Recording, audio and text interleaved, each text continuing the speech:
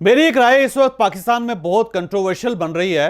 हर forum पे वो discuss की जा रही है और लोग उसके क्लिप्स बना के शेयर भी कर रहे हैं और मुझे भी वो भिजवा रहे हैं और साथ ये पूछ रहे हैं कि आप मार्शल लॉ की हमायत कर रहे हैं। बल्कि मेरे दोस्त, मेरी फैमिली, वो सब ये कहते हैं कि तुम्हें हो क्या गया है, तुम पाकिस्तान के अंदर मार्शल लॉ की हमायत कर रहे हो, तुम चाहते हो कि 5वां मार्शल लॉ लग जाए पाकिस्तान के अंदर।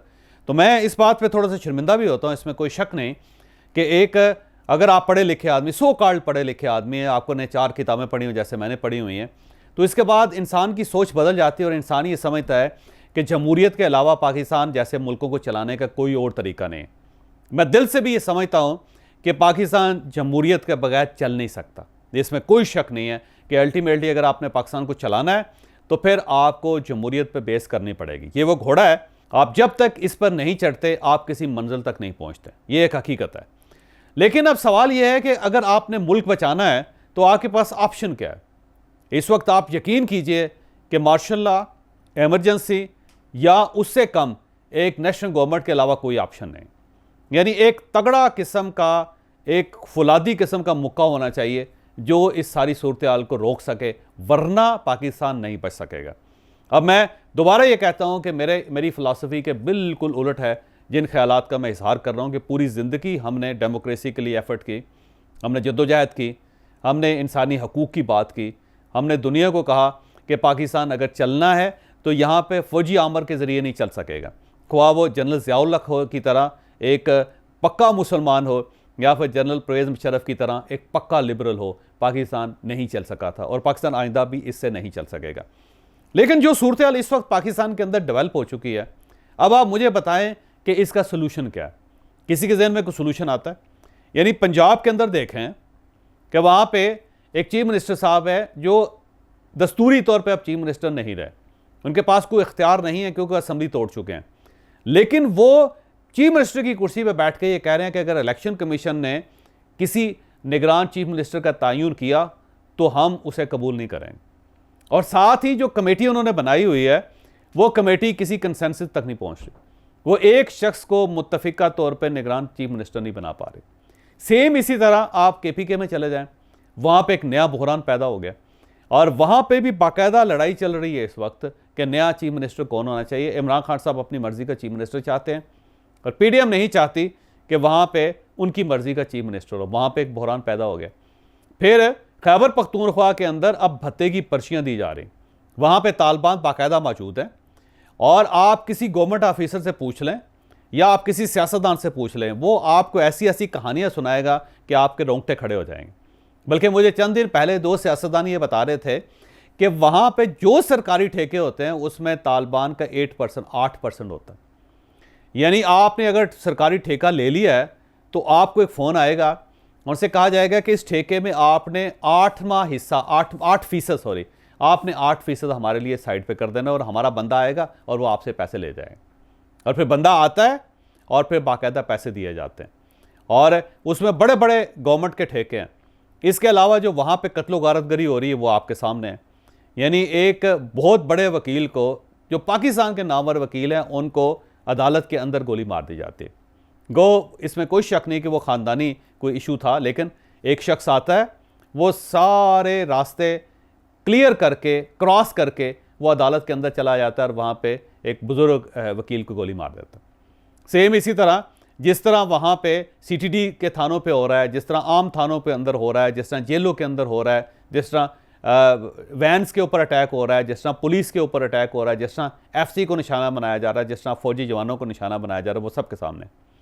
सेम इसी तरह बलूचिस्तान के अंदर आप देख लें कि ईरान से आते हैं लोग और आके यहाँ पे हमारे फ़ौजी जवानों को शहीद करके, आम सिविलियन लोगों को शहीद करके वापस चले जाते हैं।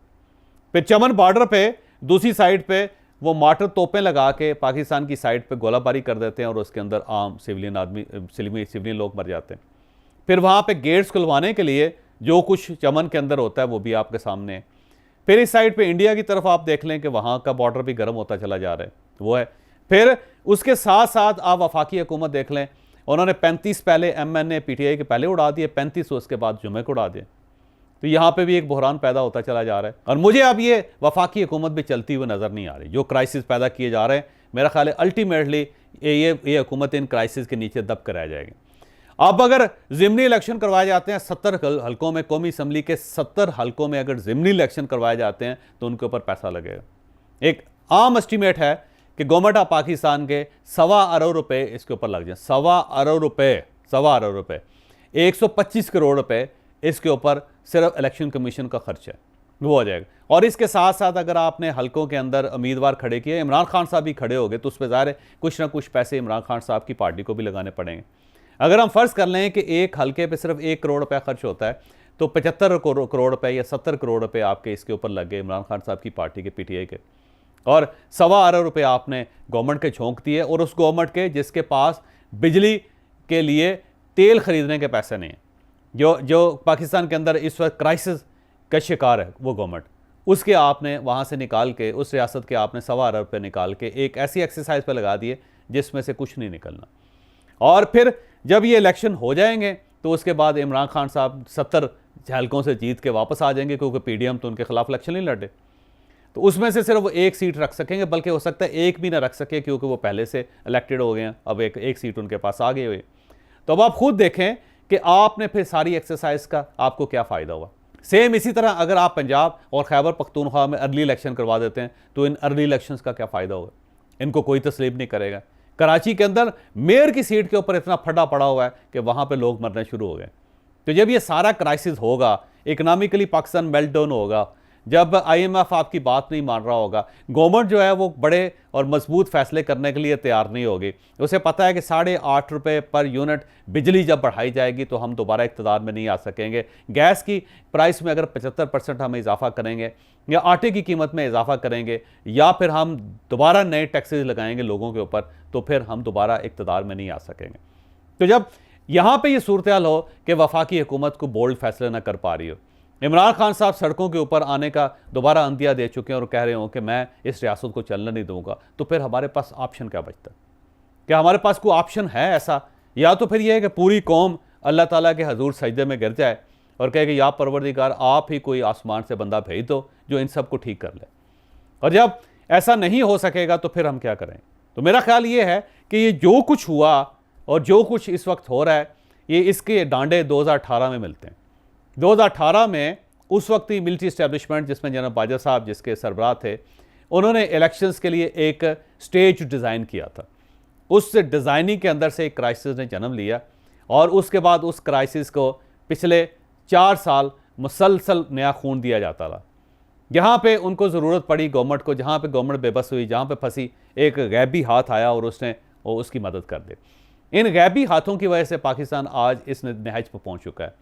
लिहाजा इसको अगर कोई शख्स अनडू कर सकता है तो वही कर सकते हैं जिन्होंने ये क्राइसिस पैदा किया था, या जिन्होंने इस स्टेज को डिज़ाइन किया था, या इस ड्रामे को बनाया था।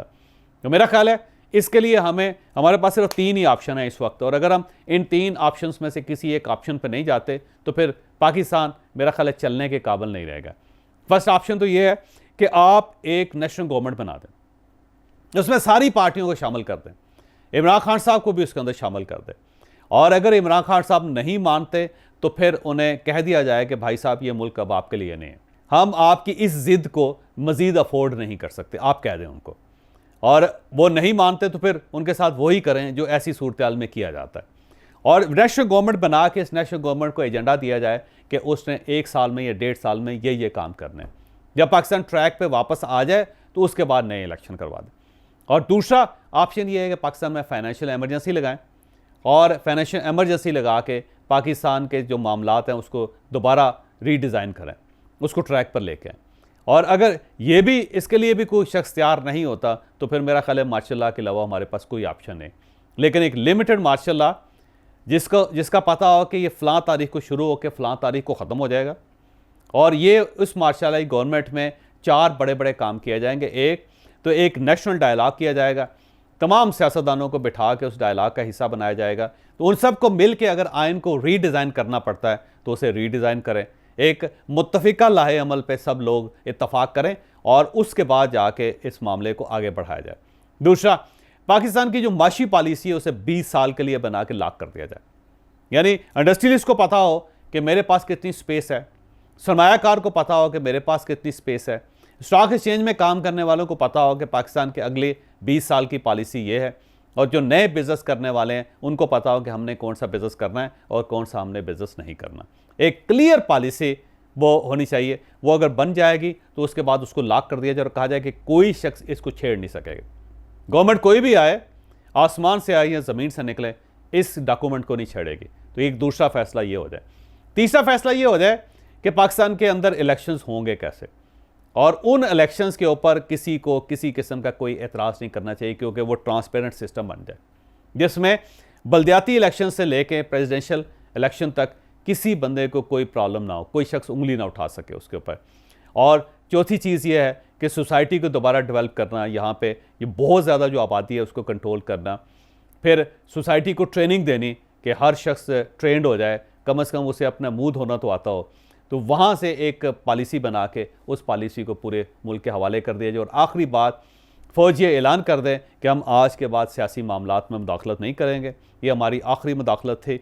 और इसके बाद कोई जनरल एक्सटेंशन भी नहीं लेगा, कोई आर्मी चीफ उसको एक्सटेंशन नहीं दी जाएगी, बल्कि पाकिस्तान के अंदर कोई भी ऑफिसर है, वो मिलिट्री ऑफिसर है या सिविलियन ऑफिसर है, वो एग्जैक्टली अपनी एज पे रिटायर हो जाएगा। उसे किसी किस्म की दोबारा एक्सटेंशन नहीं दी जाएगी। अगर उसने सियासत के अंदर आना है तो रिटायरमेंट के बाद 2 साल पूरे करके वो किसी सियासी जमात का हिस्सा बन के जो मर्जी करे, प्रेसिडेंट ऑफ पाकिस्तान बन जाए बेशक, लेकिन वो उसको जो ओहदा है उसको एक्सटेंड नहीं किया जाएगा।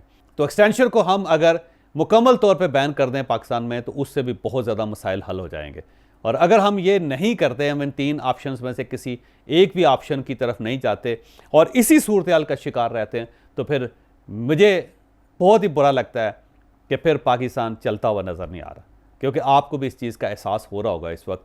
लिहाजा मैं दुखी दिल के साथ जमहूरियत पसंद होते हुए जो बार बार ये कह रहा है कि जमहूरियत के बगैर ये पाकिस्तान नहीं चल सकता, वो भी अब ये मानने के लिए तैयार है कि हमें को बड़ा फ़ैसला करना पड़ेगा।